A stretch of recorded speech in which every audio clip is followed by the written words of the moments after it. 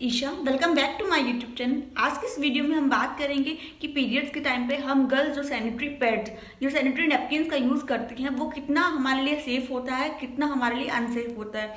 क्योंकि इंडिया में most of the girls क्या होता है, पीरियड्स के टाइम पे सैनिटरी पैड्स को ही यूज़ करती है, बट हमें नहीं पता है कि वो सैनिटरी पैड्स हमारी हेल्थ के लिए कितना डेंजरस हो सकता है। सो इस वीडियो के अंदर हम उन सभी पॉइंट्स के बारे में डिस्कस करेंगे। So don't skip the video को एंड तक देखना, क्योंकि वीडियो आप लोगों के लिए बहुत हेल्पफुल होने वाली है। सो डिसएडवांटेज की अगर हम बात करते हैं तो वो ये है कि जो सैनिटरी पैड्स मार्केट में मिलते हैं, हम लोग यूज़ करते हैं, तो वो क्या होता है कि प्लास्टिक के बने होते हैं। अगर आपने उसको टच करके देखा होगा साइड से, तो आपको लगा होगा कि हाँ, वो जो मटेरियल होता है वो प्लास्टिक होता है।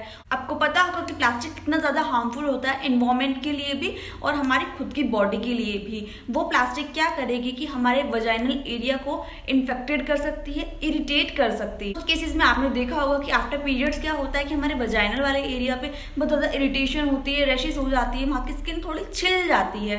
तो वो किस वजह से होती है? वो फ्रिक्शन की वजह से ही होती है कि जो पैड्स होते हैं वो प्लास्टिक के होते हैं और वहाँ पे थोड़ा बहुत रगड़ लगेगी, थोड़ी बहुत फ्रिक्शन होगी, तो क्या होता है वहाँ की स्किन जो है वो छिल जाती है, एक तरीके से इरिटेट हो जाती है, वहाँ पे रैशेस होने लग जाएंगे, आपको रेडनेस होगी, थोड़ा बहुत पेन भी वहाँ पे होगा।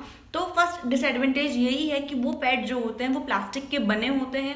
और प्लास्टिक क्या होता है कि अगर हम ह्यूमन बॉडी की बात करें उसके लिए भी बहुत ज़्यादा डेंजरस होता है, अगर हम इन्वायरमेंट की बात करें तो उसके लिए भी बहुत ज़्यादा डेंजरस वो होता है। प्लास्टिक के डिसएडवांटेज यहीं पे ख़त्म नहीं होते हैं। आपको पता है कि कितनी बारी ऐसा भी पाया गया है कि जिन गर्ल्स को या जिन फीमेल्स को ओवरीज का कैंसर है, यूट्रस का कैंसर है, तो उसका 1% रीज़न जो है वो पैड्स भी हो सकते हैं।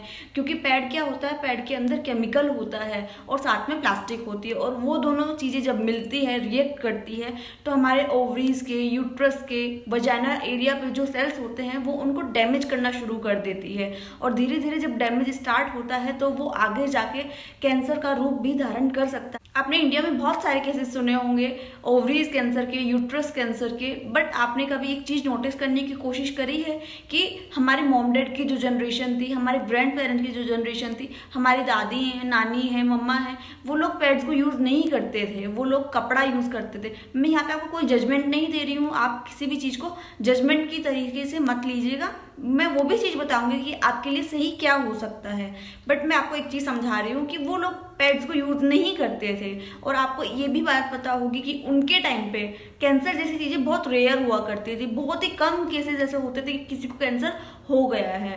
नेक्स्ट डिसएडवांटेज की अगर हम बात करें तो वो ये है कि सैनिटरी पैड्स के अंदर डायोक्सिन नाम का कोई केमिकल डाला जाता है, केमिकल पाया जाता है। और हम क्या करते हैं कि अगर हम लाइफ लॉन्ग अपने सैनिटरी पैड्स को ही यूज़ किया पीरियड्स के टाइम पे, तो वो डायोक्सिन नाम का केमिकल क्या है कि धीरे धीरे हमारे वजाइनल एरिया पे आके कलेक्ट होने लग जाएगा और इन फ्यूचर हमें फर्टिलिटी से रिलेटेड प्रॉब्लम्स हो सकती हैं। लाइक आपने देखा होगा कि आज के टाइम में इनफर्टिलिटी रेट जो है बहुत ज़्यादा बढ़ चुका है। तो आपने कभी इन सब चीज़ों को सोचने की कोशिश ही नहीं की होगी कि इनफर्टिलिटी की प्रॉब्लम का कॉज सैनिटरी पैड्स भी बन सकते हैं। क्योंकि उस वक्त जब हमें बीमारी होती है तब हमें ऐसा लगता है कि बीमारी अचानक से आ गई है, बट बीमारी अचानक से नहीं आती है, उसकी प्रोसेस बहुत पहले से स्टार्ट हो चुकी होती है। धीरे धीरे करके वो ग्रोथ करने लगती है और एक सीवियर बीमारी का रूप धारण कर लेती है। साइड इफेक्ट की अगर हम बात करें तो अगर आप पीरियड्स के टाइम पे सैनिटरी पैड्स या नैपकिन्स का यूज़ कर रहे हो और अगर आपने अच्छे से मेंस्ट्रुअल हाइजीन मेंटेन नहीं करी है, अगर आपको मेंस्ट्रुअल हाइजीन के बारे में जानना है तो मैंने वीडियोस ऑलरेडी अपलोड की हुई हैं, आप उनको चेकआउट कर सकते हो। बट अगर आपने ऐसा करा कि आपने एक पैड को ही पूरे दिन लगा के रखा, रेगुलर इंटरवल पे चेंज नहीं किया है, तो पैड्स क्या होते हैं, बहुत ज़्यादा प्रोन होते हैं इन्फेक्शन के लिए। बहुत ईजिली वो आपके वजाइनल एरिया को बैक्टीरियल, वायरल, किसी भी तरह की इन्फेक्शन का शिकार बना सकते हैं। तो अगर आप सैनिटरी पैड्स या नैपकिन यूज़ कर रहे हो तो उस टाइम पे आपको अपनी मेंस्ट्रुअल हाइजीन का भी ध्यान रखना होगा, साथ में इस चीज़ का भी ध्यान रखना होगा कि आप जो सैनिटरी पैड्स है उनको किस तरीके से डिस्पोज कर रहे हो, ताकि वो आपको तो प्रॉब्लम का कारण ना बने। बट अगर आपने उनको सेफली डिस्पोज नहीं किया है, अच्छे से डिस्पोज नहीं किया है, तो वो दूसरों को भी इन्फेक्शन फैला सकते हैं। क्योंकि हम लोगों को तो पता है कि वो चीज़ गंदी है, उनसे दूर रहना है, बट एनिमल्स क्या होते हैं, उनको वो चीज़ें नहीं पता होती। अगर आपने उनको सेफली डिस्पोज नहीं किया है और किसी एनिमल ने गलती से उसको इनगल्फ कर लिया, तो आप सोच सकते हो कि वो चीज़ उसके लिए कितनी हार्मफुल हो सकती है। साथ में सैनिटरी पैड्स क्या होते हैं कि इन्वायरमेंट के लिए भी पॉल्यूटेंट का ही वर्क करते हैं। वो सैनिटरी पैड्स क्या करेंगे कि हमारे इन्वायरमेंट में आके पोल्यूशन को ही इंक्रीज करेगी अब जो गर्ल्स सैनिटरी पैड्स या नैपकिन्स यूज़ कर रही होंगी तो उनके मन में बहुत डाउट आ गया होगा, कन्फ्यूजन आ गया होगा कि अगर हम सैनिटरी पैड्स या नैपकिन यूज़ ना करें तो हम क्या यूज़ करें, कपड़ा हम यूज़ करें, मेंस्ट्रुअल कप्स आते हैं वो यूज़ करें, टैम्पॉन्स आते हैं वो यूज़ करें, हमें क्या यूज़ करना चाहिए। तो मैं आपके लिए एक सेफेस्ट और बेस्टेस्ट ऑप्शन दूंगी, आपको कुछ भी ज़्यादा करने की ज़रूरत ही नहीं होगी।